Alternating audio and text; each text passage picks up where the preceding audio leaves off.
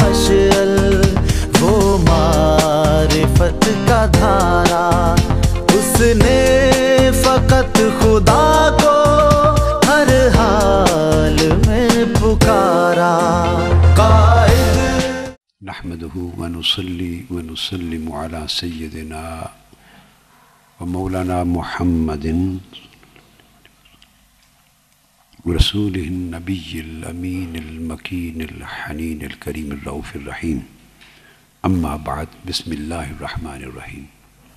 الحمدللہ تعالی آپ سب کی ملاقات اور یہ نشست میرے لیے بھی خوشی کا اور مسرت کا اور راحت جان کا باعث بنی۔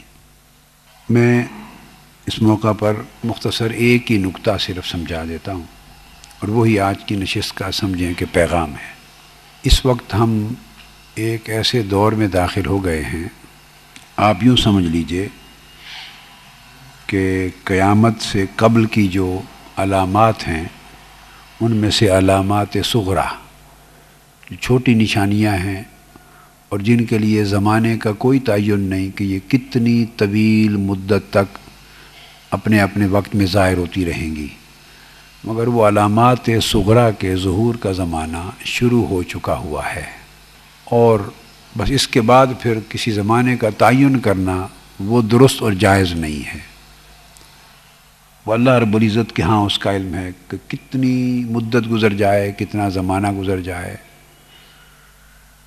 لیکن اس بات میں کوئی شک نہیں کہ حضور علیہ الصلوۃ نے جن علامات کا بیان فرمایا ان میں سے کئی علامات 2 × 2 = 4 کی طرح کیٹیگوریکلی ہماری آنکھوں کے سامنے۔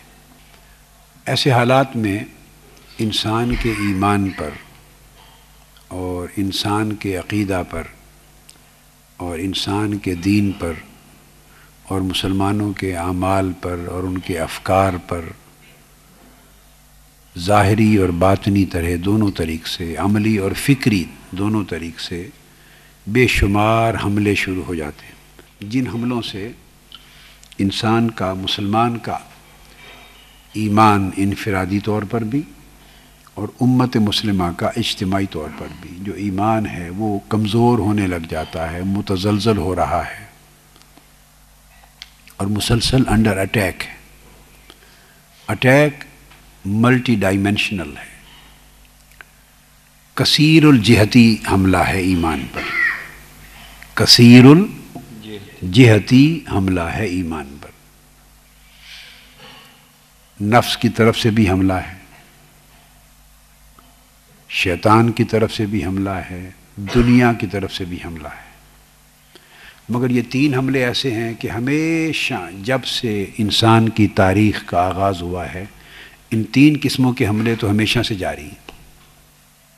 انسان جب سے معرض وجود میں آیا تو نفس کے ساتھ ہی وجود میں آیا، نفس اس کا حصہ ہے۔ شیطان نے اول روز سے مہلت لے رکھی ہے تو نفس داخلی حملہ کرتا ہے، شیطان خارج سے حملہ کرتا ہے اور بہت سارے روپ دھار کر بہت سارے طریقوں سے حملہ کرتا ہے۔ بے شمار فارمز اور بے شمار مینیفیسٹیشنز ہیں شیطان کے حملے کی، اور نفس کے حملے کی بھی بے شمار شکلیں، بے شمار فارمز ہیں۔ دنیا بھی اسی وقت سے قائم ہے اور اسی دنیا میں ہی انسان کو رکھا گیا ہے، تو دنیا کے انسانی ایمان پر، انسان کے تقوی پر، انسان کے دین پر، اللہ کے ساتھ انسان کے تعلق پر دنیا کے اپنے حملے ہیں،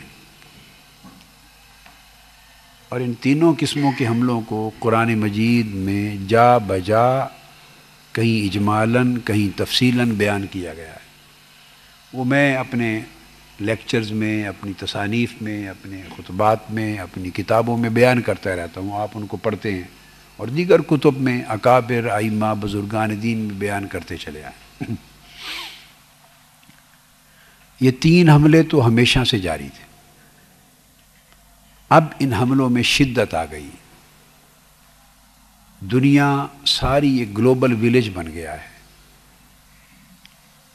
کمیونیکیشن اتنی وسیع اور سریع، یعنی تیز بھی اور وسیع بھی ہو گئی ہے کہ اس کمیونیکیشن کی وجہ سے پوری دنیا کہ ایک جگہ کی خرابی دوسری جگہ نہیں پہنچتی تھی پہلے زمانوں میں، اور ایک جگہ کی نیکی کی خبر دوسری جگہ نہیں ہوتی تھی، گیپس تھے. تو لوگوں کا تعلق اپنے اپنے شہروں اور اپنے اپنے علاقائی ماحول تک رہتا تھا. زمانہ تھا ہندوستان کے لوگوں کو کی خبر اہل عرب کو نہیں ہوتی تھی، اور عرب کے احوال کی خبر ہند میں نہیں ہوتی تھی. وسطی ایشیا کے احوال کی خبر وہ مڈل ایسٹ کو نہیں ہوتی تھی، اور مڈل ایسٹ کی خبر وسطی ایشیا کو نہیں ہوتی تھی. عرب کی خبر عجم کو نہیں، عجم کی خبر عرب کو نہیں، مشرق کی خبر مغرب کو نہیں، اور مغرب کی خبر مشرق کو نہیں. تو دنیا کے اندر جو بھی ڈیولپمنٹس ہوتی تھی ان کے اثرات ماحولیاتی اثرات علاقائی ہوتے تھے.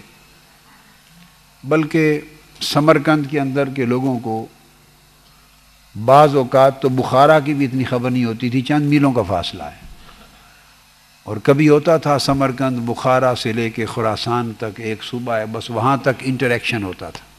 تو لوگوں کو خیر کی طرف بلانے والے لوگ بھی علاقائی بنیادوں پہ اپنے اپنے حلقات، خانقاہیں، مراکز دین کے لیے، ہدایت کے لیے، لوگوں کی رشد کا سامان فراہم کرنے کے لیے اپنے اپنے چشمے قائم کرتے، اور لوگ خیر اور شر کے اثرات سے متاثر ہوتے رہتے تھے. کوئی اپنے احوال کو سنوارتا، کوئی بگاڑتا. مگر اب وہ وقت آ گیا ہے، سمجھیں یہ صدی، موجودہ صدی پچھلی صدی سے اب بہت آگے چلی گئی. پچھلی صدی پوری اور اب نئی صدی شروع ہو گئی. تو پچھلی صدی سے یہ پوری دنیا ایک گلوبل ویلیج بن گیا، ایک قصبے کی طرح. تو گلوبل ویلیج ہونے کا مطلب یہ ہے کہ جس طرح ایک قصبے، ایک گاؤں اور ایک شہر کے لوگ باقی دنیا کے اثرات کو نہیں لیتے تھے، مگر اپنے قصبے، گاؤں اور اپنے شہر کے تمام اثرات سے متاثر ہوتے تھے. اب پوری دنیا کا گلوبل ویلیج بن جانے کا مطلب یہ ہے کہ اب جو کچھ امریکہ میں ہو رہا ہے وہ لاہور میں بیٹھا ہوا آدمی بھی ہر روز اس کا اثر براہ راست لے رہا ہے. جو مغرب میں ہو رہا ہے وہ مشرق میں بیٹھا ہوا آدمی بھی لے رہا ہے. اور میرا اشارہ ٹی وی کی طرف ہے، کمیونیکیشن اور الیکٹرانک میڈیا کی طرف ہے، اور سب سے بڑھ کر پھر اس سے آگے انٹرنیٹ کی طرف ہے، کمپیوٹر کی طرف ہے. ایک چھوٹی سی اسکرین آپ کے سامنے ہے، اور اس اسکرین پر آپ ساری دنیا کو دیکھ رہے ہیں کیا ہو رہا ہے. خیر بھی اسی پر آ رہا ہے اور شر بھی اسی پہ آ رہا ہے، اور کوئی روک ٹوک نہیں.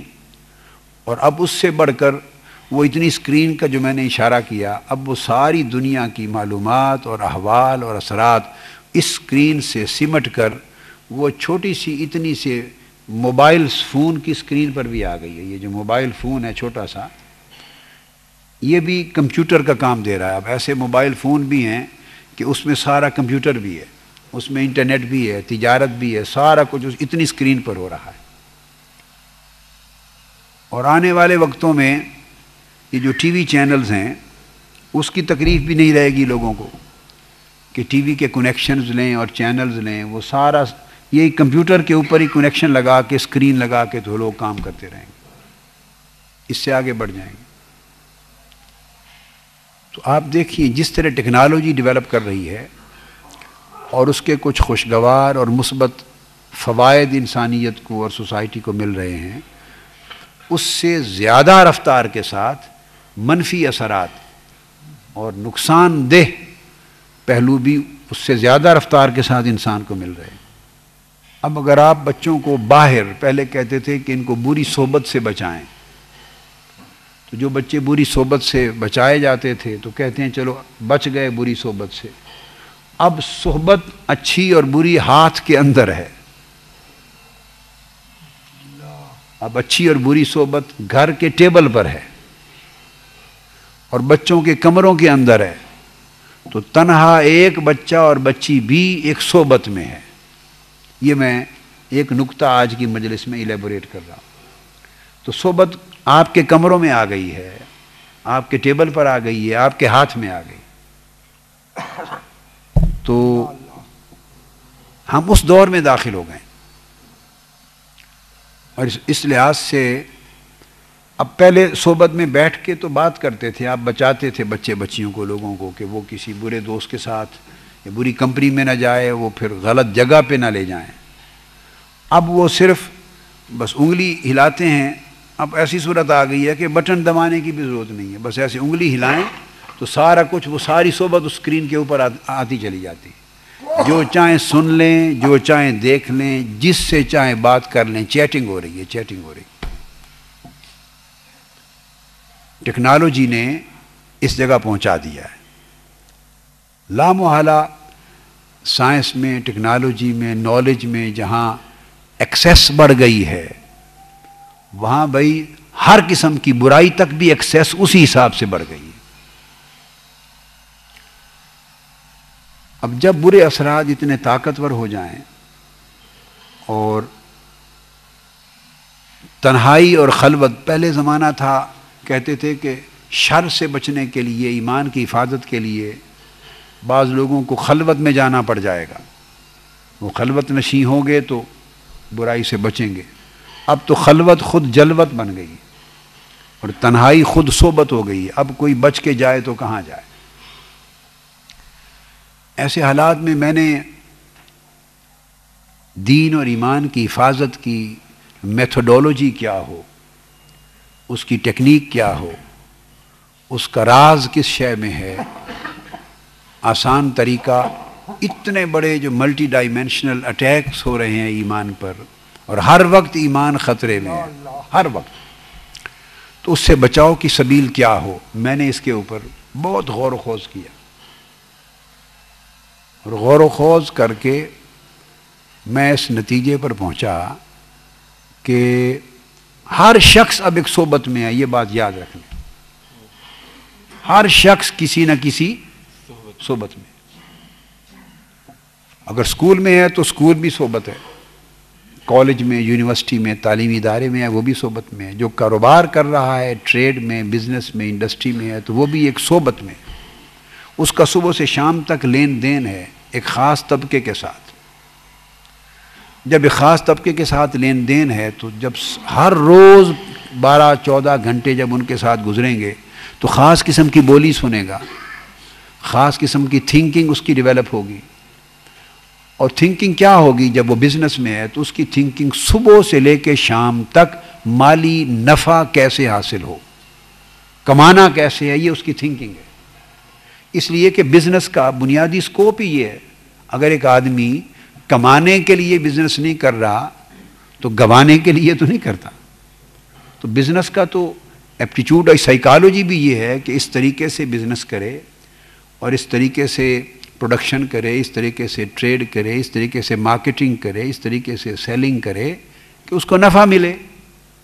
اور نفع سے مراد سادہ بات ہے، پیسے کا نفع ہے، نوٹوں کا نفع ہے. بزنس اس لیے کرتا ہے. تو میں اس میں سے جو ایک دقیق بات سمجھا رہا ہوں، تو جو بزنس مین ہے وہ صبح سے شام تک اس کے بزنس کا جو ماحول ہے وہ اس کی صحبت ہے.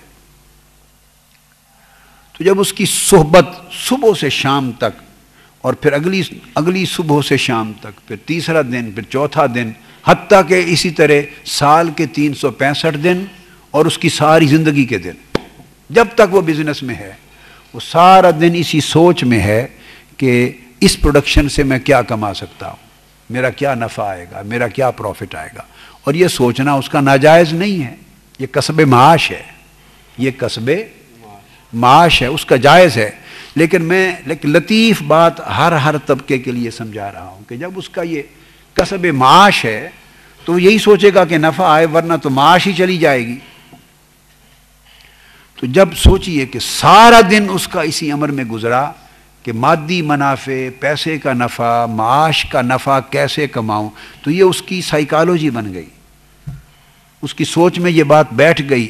اور یہ سوچ رات کو بستر پر بھی اس کو دامنگیر ہو جائے گی کہ اس سودے میں نقصان آ گیا ہے، اب اس کو کور کس طرح کرنا ہے، اس سودے میں کور کرنا. تو اب اس کی ساری سوچ میں معاش غالب آ گیا.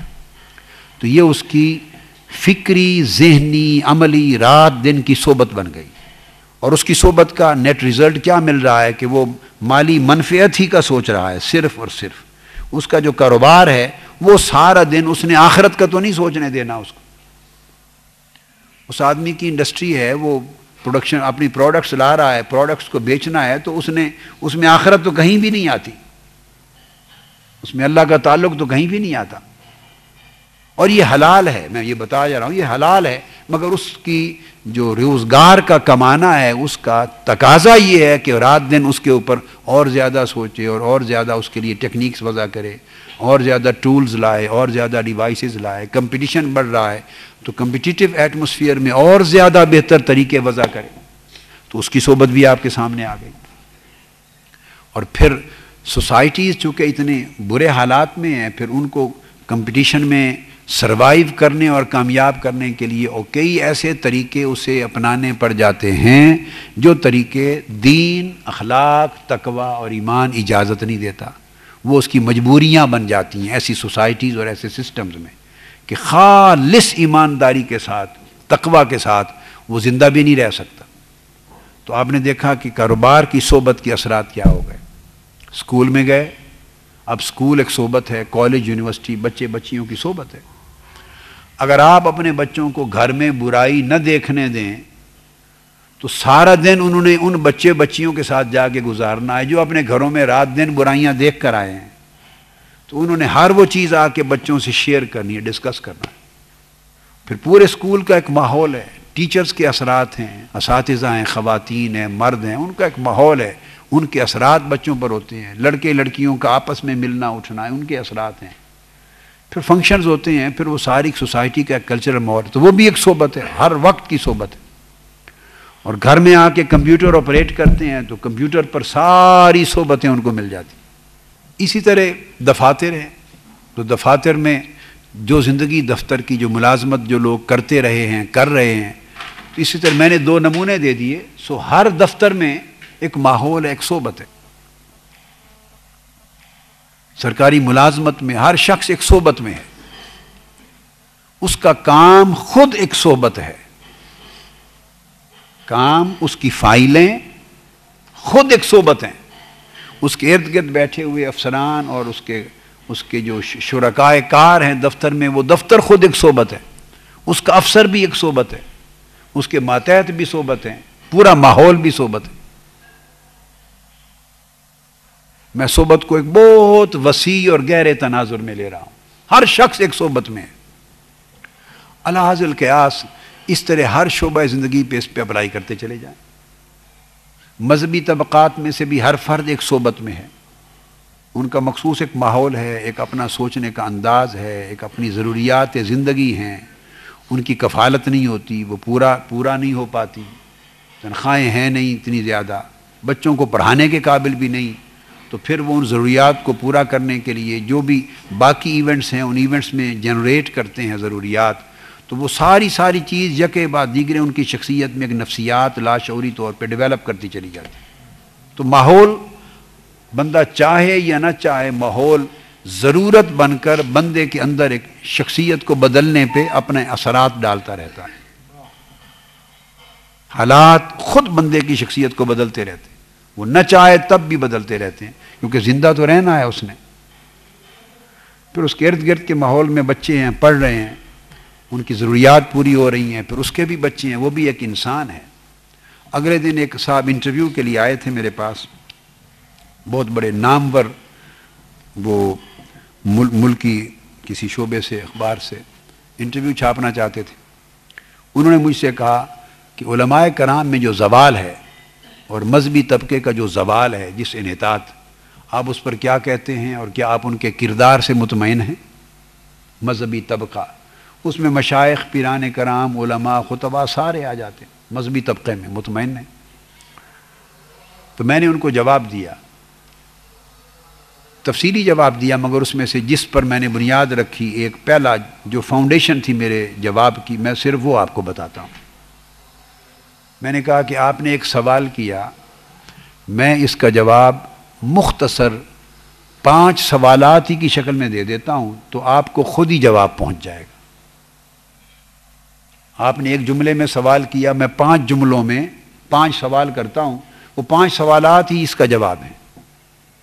میں نے کہا آپ کا سوال میں نے لے لیا، اب میں آپ سے پوچھتا ہوں، اس ملک میں جو پولیٹیکل لیڈرز ہیں، سیاسی رہنما اور حکمران، کیا آپ ان کے کردار سے مطمئن ہیں؟ اس نے جواب دیا نہیں۔ میں نے کہا ملک کے جو نمائندگان ہیں، سیاسی M N As, M P As, senator, جو ان کے کردار سے مطمئن ہیں؟ اس نے کہا نہیں۔ میں نے کہا اس ملک میں جو ججز ہیں، جوڈیشری ہے، ان کے کردار سے مطمئن ہیں؟ اس نے کہا نہیں۔ میں نے کہا اس ملک میں جو تاجر طبقہ ہے، جو انڈسٹریلسٹ طبقہ ہے، ان کا جو رول ہے اس سے مطمئن ہیں؟ اس نے کہا نہیں۔ میں نے کہا آپ صحافی ہیں، آپ ایمانداری سے کہیے کہ جو صحافت میں صحافیوں کا جو رول ہونا چاہیے اور جو ہے موجودہ، ان کے رول سے مطمئن ہیں؟ اس نے کہا نہیں۔ میں نے کہا میں اگر 100 بھی طبقات گنتا چلا جاؤں تو آپ کسی کے رول سے مطمئن نہیں، تو جب ہر ایک طبقے کے رول سے مطمئن نہیں تو ان میں مذہبی طبقے کو بھی شامل کر لیں، تو ان کا الگ سے کون سا قصور ہو گیا؟ الگ سے کون سا قصور ہو گیا؟ اس نے کہا کہ ان کا کام تو رہنمائی فراہم کرنا ہے، اس لیے پوچھا ہے۔ میں نے کہا بجا اگر ان کا کام رہنمائی فراہم کرنا ہے اور اپنے فریضے کی کما کو ادائیگی سے قاصر ہو گئے ہیں الا ماشاء اللہ، تو لیڈرز کا کام کیا ہے؟ جو پولیٹیکل لیڈرشپ کا کام کیا ہے؟ قوم کو رہنمائی دینا، تو وہ بھی رہنمائی فراہم نہیں ہو رہی۔ اساتذہ کا، بڑے لکھے طبقات کا، میڈیا کا، الیکٹرانک میڈیا، ان کا کیا کام ہے؟ اوپینین میکنگ ہے، رہنمائی فراہم کرنا نہیں۔ تو پھر اس کی بات سمجھ میں آ گئی۔ میں نے کہا یہ ایک کلی زوال ہے پوری امت پر اور پورے کے پورے معاشرے پر۔ جب کلی زوال آتا ہے تو کوئی ایک طبقہ بھی اس کے اثرات سے مستثنا نہیں ہوتا، سارے طبقات پر بیک وقت آتا ہے۔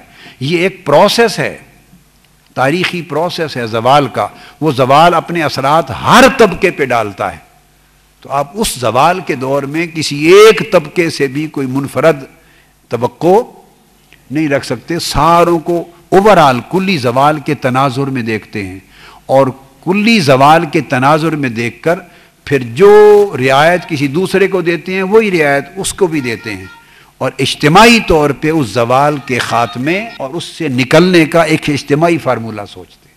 خیر، یہ جواب اس کو زندگی میں کبھی نہیں ملا تھا، مطمئن ہو گیا۔ بات بڑی سادہ تھی، ہر ایک کی آنکھوں کے سامنے ہے، نئی بات نہیں تھی۔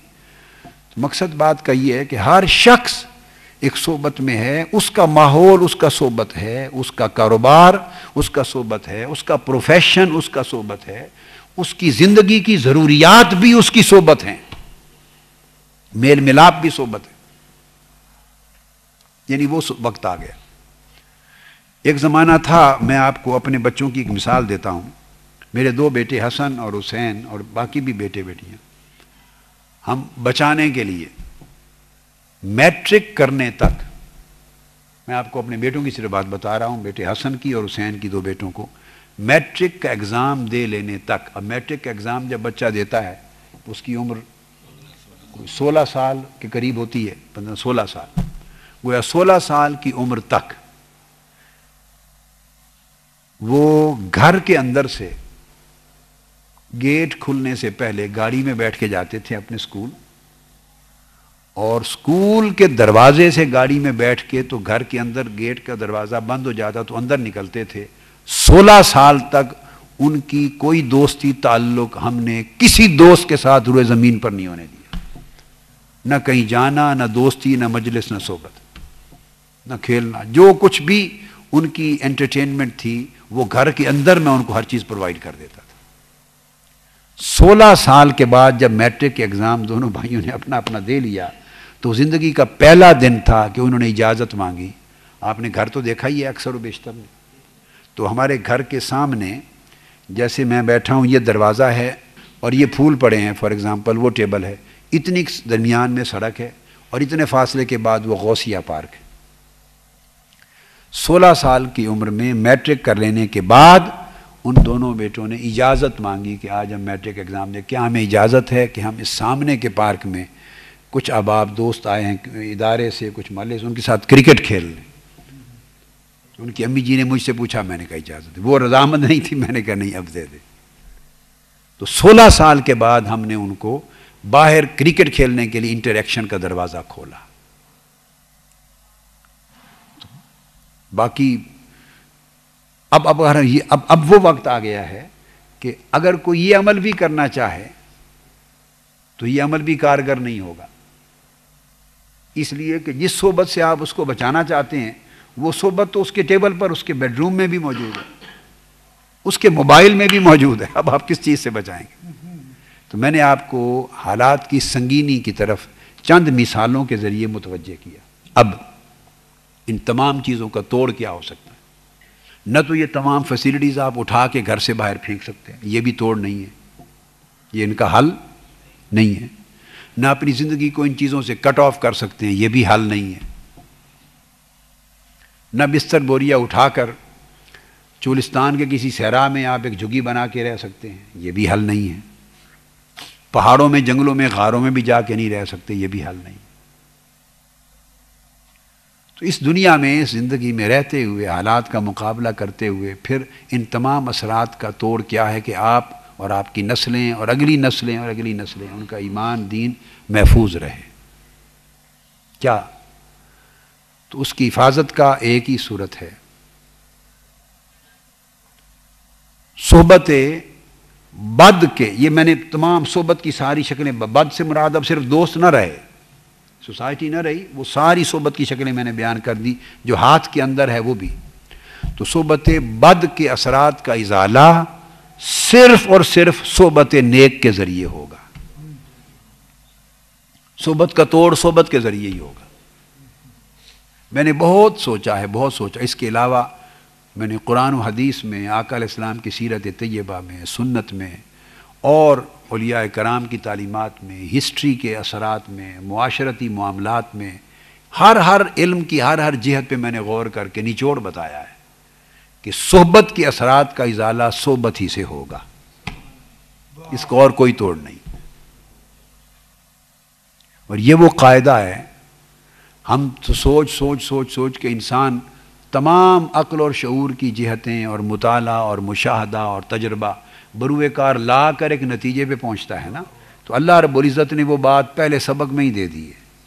اعوذ باللہ من الشیطان الرجیم، کہ باری تعالیٰ ہمیں سیدھی راہ دکھا تو اس کا راز بتا دیا، صراط الذین انعمت علیہم.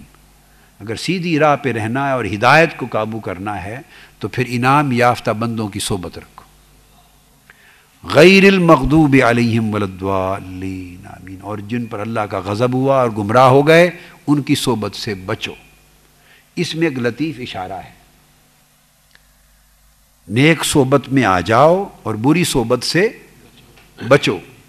اب اس میں جو لطیف چھپا ہوا اشارہ وہ یہ بھی ہے کہ اگر نیک صحبت میں رہیں اور بری صحبت سے بچیں تو یہ بھی ایک علاج ہے، یہ بھی ایک علاج ہے. اور دوسرا علاج یہ کہ آپ نے دیکھا کہ بری صحبت سے بچنے کا ذکر پہلے نہیں کیا.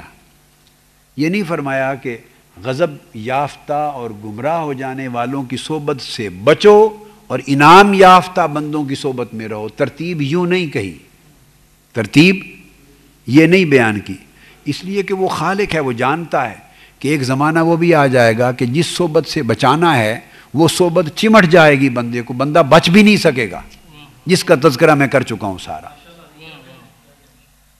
اس لیے اس کو بعد میں رکھا کہ اس کو اللہ کو علم ہے کہ ایک زمانہ وہ آ جائے گا کہ وہ چاہیں گے بھی تو کھانا تو ہے نا، چاہیں گے پڑھنا بھی ہے، کھانا بھی ہے، دنیا میں چلنا بھی ہے، روابط بھی رکھنے ہیں. یہ تو رشتہ دار بھی صحبت ہیں. ایک شادی آ جائے تو اس شادی کا جو سما ہو جاتا ہے وہ بھی اخلاق برباد کرنے کے لیے وہی کافی ہو جاتا ہے. یعنی یہ رشتہ داریوں کو نبھانا بھی ہے اور آپ بچ بھی نہیں سکتے. تو اللہ رب العزت کے علم میں تھا کہ ایک وقت وہ آ جائے گا کہ وہ جو صحبت بد کے اثرات ہیں انسان چاہے گا تب بھی نہیں بچ سکے گا، اس کے لیے ناگزیر اور انڈسپینسیبل ہو جائے گی. اب کاروبار تو کرنا ہے، کاروبار کے اپنے تقاضے ہیں، وہ تقاضے خود صحبت ہیں، تو انسان کیا کرے. تو اللہ تبارک و تعالیٰ نے دوسرا راز اس کے اندر جو مخفی دیا، جو نگاہ جس کو ہو اس کو نظر آ جائے گا. تو فرمایا کہ وہ جب ناگزیر ہو جائے گی صحبت بد کہ بندہ اس کے اثرات سے بچ بھی نہ سکے، تو اس کا علاج بھی اس میں ہے کہ اس کے توڑ کے لیے پہلے صحبت نیک کو اختیار کر لے، صحبت صالح کو اختیار کر لے۔ اگر صحبت صالح کو اختیار کر لے تو بامر مجبوری اس کی باقی ساری زندگی کسی بھی قسم کی ایسی صحبت میں پھنسی رہے کہ جس کے اثرات برے اس پر پڑیں، تو اگر جتنی طاقتور صحبت ہوگی صالح، جتنی طاقتور ہوگی، وہ اس کو خود بخود ڈیفینڈ کرتی رہے گی اور اس کے اثرات کو بھگاتی رہے گی۔ آپ بیسک بات سمجھ گئے نا؟ اگر ایکشن اور ری ایکشن سائنس میں کہتے ہیں اگر وہ ایکول ہوتے ہیں عام طور پہ، تو اگر وہ ایکولی چلیں تو پھر کچھ نہیں بنتا۔ تو اگر آپ ایک پرڑے میں جانا چاہتے ہیں اور دوسرے پرڑے سے بچنا چاہتے ہیں، تو پھر جو ایک جس پرڑے میں جانا چاہتے ہیں اسے دوسرے پرڑے سے زیادہ طاقتور ہونا چاہیے۔ ایک فطری بات ہے اور سائنسی بات ہے، علمی بات ہے۔ دو آدمی لڑ رہے ہیں نا، دونوں کی طاقت برابر ہو تو کیا معلوم کون سا گرا لے۔ تو آپ چاہتے ہیں کہ فلاں ہار جائے اور یہ جیت جائے، تو تبھی جیتے گا نا کہ اس کے پاس ہنر زیادہ ہو، طاقت زیادہ ہو۔ تو جس کی ہنر، جس کی طاقت، جس کی قوت زیادہ ہوگی وہی جیتے گا۔ تو سادہ بات ہے۔ اگر آپ چاہتے ہیں کہ بری صحبت کے اثرات سے زندگی بچ جائے اور ایمان محفوظ ہو جائے، تو نیک صحبت جس کے ذریعے ایمان کی حفاظت ہونی ہے، پھر وہ اپنے ہتھ کنڈوں، اس کے ہتھ کنڈے بہت زیادہ ہیں، اس کے پاس ہیں مثلا 100 ہتھیار، اور آپ ایک ایسی صحبت اختیار کر لیں جس کے پاس دفاع کی صورت تو ہے مگر ہتھیار ایک ہی ہے، تو وہ ایک ہتھیار کے ذریعے وہ صحبت بد کے ایک ہتھیار کا حملہ تو روک لے گا، بقایا 99 کا کیا بنے گا؟ اس کے پاس گر ہیں، کافی سارے گر ہیں۔ ادھر آپ کے پاس آپ کی صحبت میں ایک گر ہے، 2 گر ہیں، 3 گر ہیں جو بچا سکتے ہیں، تو 3 ہنر ان کے ساتھ اگر حملہ آور ہوا تو بچ گئے، تو اگر اس نے دوسرا داؤ استعمال کر لیا پھر کیا کریں گے؟ لہذا جتنی جامع ہماگیر اثرات والی صحبت بد ہے جس میں ہم گر گئے ہیں دنیا میں، اسی طرح جامع ہماگیر اثرات رکھنے والی نیک صحبت بھی ہونی چاہیے، تاکہ اگر اس کا اثر دماغ پر ہو صحبت بد کا، تو ادھر سے دماغ کے ذریعے انٹلیکچولی بھی اس صحبت کو رد کرنے کا سامان مل سکے۔ اگر اس صحبت کا اثر آپ کے دل پر ہو جائے، ایموشنز پر، جذبات پر، تو جذباتی طریق سے بھی اس صحبت سے بچاؤ کا سامان ادھر کچھ ہونا چاہیے۔ اگر اس کے اثرات آپ کے عمل پر ہو جائیں تو عملی طریق سے بھی بچاؤ کا سامان ہونا چاہیے۔ اگر سائیکولوجیکلی ایفیکٹو ہو رہی ہے تو سائیکولوجیکلی بھی اس کے دفاع کا سامان یہاں سے آپ کو ملنا چاہیے۔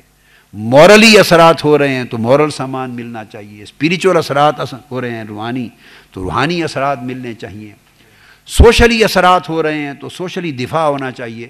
تو ملٹی ڈائمینشنل ڈیفینس ہونا چاہیے اس صحبت خیر کے پاس، تاکہ دشمن جس ذریعے سے بھی حملہ آور ہو اسی قسم کا ہتھیار ادھر دستیاب ہو کہ آپ روک سکیں۔ جس زمانہ صرف ٹینک کے ساتھ لڑائی کا تھا تو ٹینک کا جواب ٹینکس کے ساتھ ہو جاتا تھا۔ اب آپ صرف ٹینک لے کے پھر رہے ہوں تو اس سے دفاع ٹینک کی زمینی لڑائی کا تو ہو رہا ہے، مگر دشمن اب ایئر فورس اس کی بڑی طاقتور ہو گئے، نئے کرافٹ آ گئے ہیں، تو حملہ وہ فضائی کر رہا ہو، تو آپ کے بعد دفاع کا سامان صرف بندوقوں کا اور ٹینکوں کا رہ جائے تو فضائی حملے کا جواب تو نہیں ہوگا۔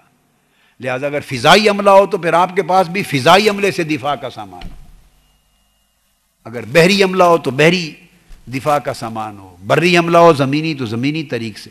مطلب ہے جس طرح لیس ہے دشمن یعنی شر اور شیطان، جتنا لیس ہے برے حملوں کے لیے، اسی طرح آپ کی صحبت خیر بھی اسی طرح لیس ہو ہر قسم کے سامان کے، تو پھر دفاع بھی ہوگا اور اس کے اثرات بھی زائل ہوں گے۔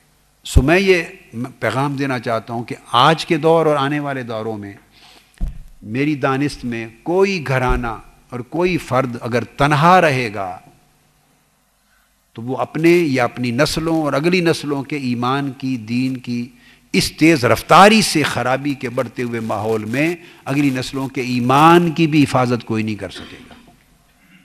اگر کہے نا کہ میں تنہا، میں منسلک نہیں ہوتا، تنہا رہے اور اگلی نسلوں کے ایمان کی حفاظت ہو، تو حملہ بڑا اجتماعی ہے، تو اجتماعی حملے میں ایک فرد تنہا رہ کر کس طرح کر سکتا ہے؟ ایک بندہ تو ایک بندے سے ہی لڑ سکتا ہے، حملہ 100 بندے کر دیں اور وہ تنہا، اس کے پاس اپنی فوج نہ ہو 200 افراد کی یا 100 افراد کی، تو وہ تو لڑ بھی نہیں سکتا۔ حملہ ہو رہا ہے 100 افراد 100 جہتوں سے، تو تنہا رہ کر 100 بندوں سے ایک اکیلا بندہ کیا لڑے گا؟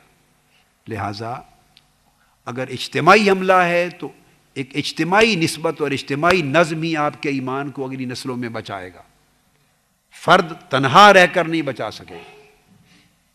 لہٰذا لازمی ہے کہ وہ کسی ایسی تعلق اور کسی ایسے دھارے کے ساتھ جڑ جائے، کسی ایسے چینل کے ساتھ جڑ جائے، کسی ایسے تعلق میں، نسبت میں اپنے آپ کو مربوط کر لے۔ وہ ربط پیدا کر لینا صرف مربوط ہونا نہیں ہے، مضبوط ہونا ہے۔ آپ جب کسی سے اس دور میں مربوط ہوں گے تو مت سمجھیں کہ فقط مربوط ہو گئے ہیں، نہیں، مضبوط ہو گئے ہیں۔ ایسا ربط کسی جگہ پیدا کر لیں کہ جو ربط آپ کو سارا سامان دے سکے اور اگلی نسلوں کے ایمان کی حفاظت کر سکے، اس کے اندر اتنا پوٹینشل ہو۔ میں یہ کبھی نہیں کہا کرتا، اور مجھے آپ 100 بار بھی کہیں گے پھر میں زندگی بھر بھی یہ جملہ نہیں بولوں گا۔ اللہ نے میری طبیعت کی ساخت ہی ایسے نہیں بنائی کہ میں یہ کہوں کہ وہ سب سے بہترین ربط اور سب سے بہترین جگہ اور سب سے بہترین دھارا ایمان کو بچانے کا منہاج القرآن ہے۔ یہ میں مرتے دم تک لوگوں کو، میں سودا اس طرح کبھی نہیں لوگوں کو دیتا، یہ لوگوں پر چھوڑتا ہوں، یہ فیصلہ لوگ کریں جو سب سے بہتر جگہ مربوط اور مضبوط ایمان کے لیے نظر آئے وہاں منسلک ہوں، مگر ہوں ضرور کہیں نہ کہیں منسلک۔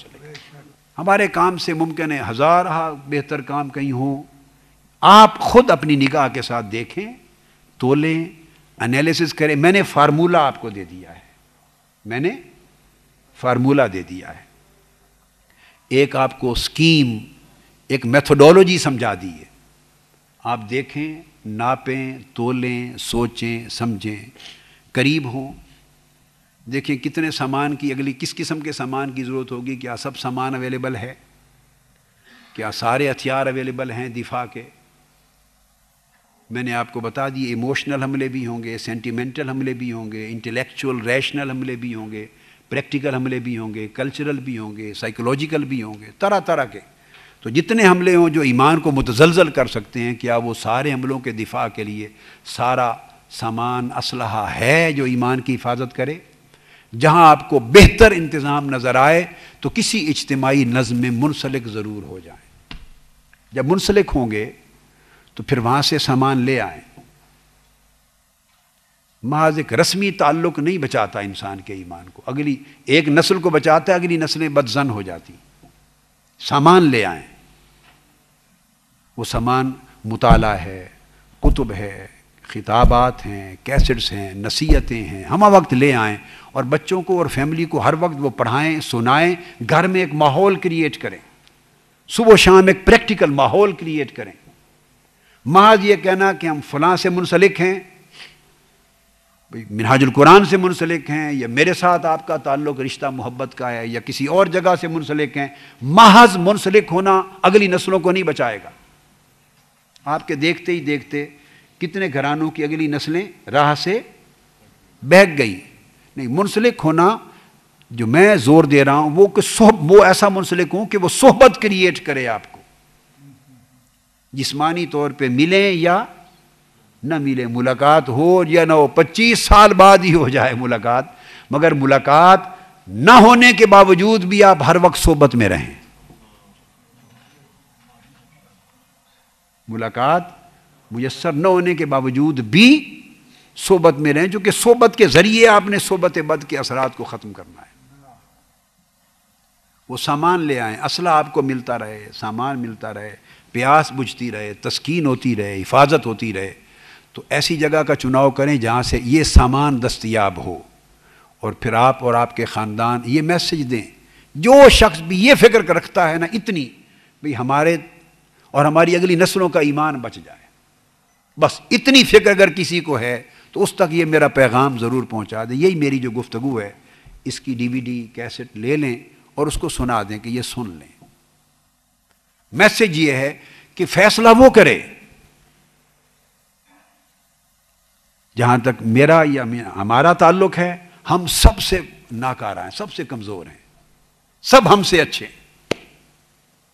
ہم تو ایک نوکری کر رہے ہیں اللہ اور اللہ کے رسول کی اور آقا علیہ السلام کی امت کی، ایک نوکری کر رہے ہیں.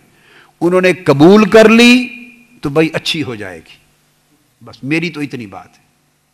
ہمارا تو دعویٰ نہیں ہے، ایک نوکری کر رہے ہیں، اگر انہوں نے قبول کر لی تو اچھی کہلائے گی. اگر عمر بھر کی ساری نوکری کر کے بالآخر فیصلہ یہ ہوا کہ قبول نہیں ہے، رد کرتے ہیں، تو پھر کیا اچھا ہوا ہمارا.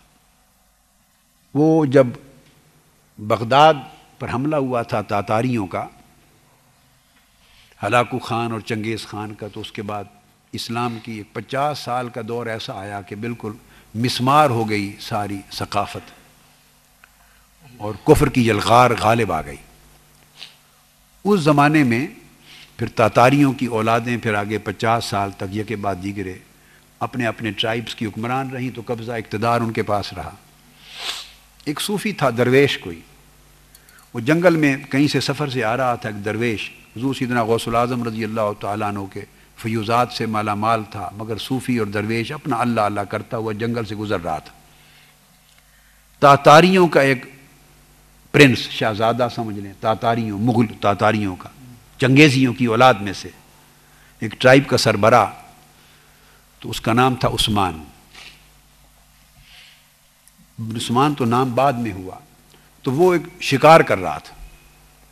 اب چونکہ انہوں نے حملہ کیا تھا اسلام پر، تو ان کو چڑ تھی مسلمانوں کی شکل سے بھی، صوفیاء سے بھی، اللہ والوں سے، داڑھی سے، ٹربن سے، امامہ سے، اس لباس سے بھی چڑ تھی. اس نے دیکھا ایک درویش آ رہا ہے، ایک صوفی آ رہا ہے، اس کا اس نے سمجھا کہ کوئی یہ مسلمانوں کا رہبر ہے. اس کے دل میں آیا کہ میں اس کو زد و کوب کروں، کوڑے ماروں، سزا دوں، اپنے اندر کا جو بغض اناد تھا اس کی تسکین ہو، اس کو مار کر ضرب دوں. وہ اس کے پاس چلا گیا، اس کو بلایا، روک لیا، اور روک کے اس درویش سے، صوفی سے پوچھا، اس کے پاس شکاری کتے بھی تھے، شکار کرنے نکلا تھا. اس سے پوچھا کہ بتاؤ تمہاری داڑھی اچھی ہے یا میرے کتے کی دم؟ تمہاری داڑھی اچھی ہے یا میرے کتے کی دم؟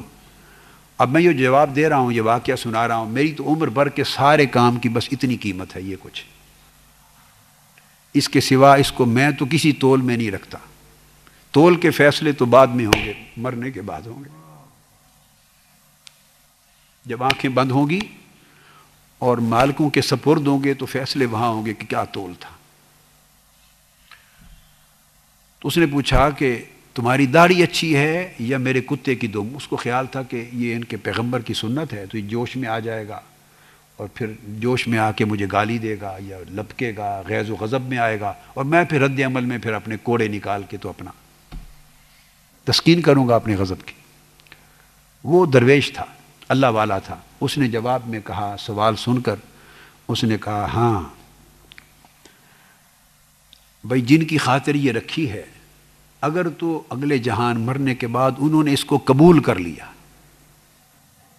اگر قبول کر لیا تو پھر یہ داڑھی اچھی، اور اگر قبول نہ کیا تو بھئی تمہارے کتے کی دم اچھی. اگر قبول نہ کی مالکوں نے تو پھر وہ دم ہی اچھی ہے، پھر کیا فرق. جب اس نے یہ جملہ سنا، اسی ایک جملے سے اس کی دل کی کایا پلٹ گئی. اس نے اپنے لوگوں کو بھیج دیا اور اس کو اپنی گھر لے گیا، ایک کمرے میں بیٹھ کر قبول اسلام کر لیا. اس نے کچھ دن اپنے پاس رکھا، تربیت لی، زانو تلمس طے کیے، قبول اسلام کر لی، اور کہا کہ اب آپ چلے جائیں، کچھ عرصہ مجھے موقع دیں، میں ماحول کریٹ کرتا ہوں. پھر اس نے کچھ عرصہ اپنے حلقے میں رازداروں میں کام کیا، اور آہستہ آہستہ وہ قبول اسلام کرتے گئے. تو پہلے ٹرائب کا وہ سربراہ تھا، جب دیکھا کہ پورا قبیلہ اور مؤثر لوگ، طاقتور لوگ میرے ساتھ ہو گئے، تو اس نے قبول اسلام کا اعلان کیا، اور وہاں سے اس نے نام اپنا عثمان رکھا. اور جس کو عثمانی ترک کہتے ہیں، آٹمن امپائر، 50 سال کے بعد پھر دوبارہ ان چنگیزیوں کی اولاد سے پھر اسلام کی شمع دوبارہ روشن. اور جس کو علامہ اقبال نے کہا تھا کہ پاس باں مل گئے کعبے کو صنم خانے سے، وہ یوں پاس باں ملے تھے صنم خانے سے، تو کہاں پلٹ گئی. تو اس لیے ہماری تو صورت یہ ہے کہ ہمارا تو کوئی مول نہیں ہے کام کا، تو میرا پیغام اور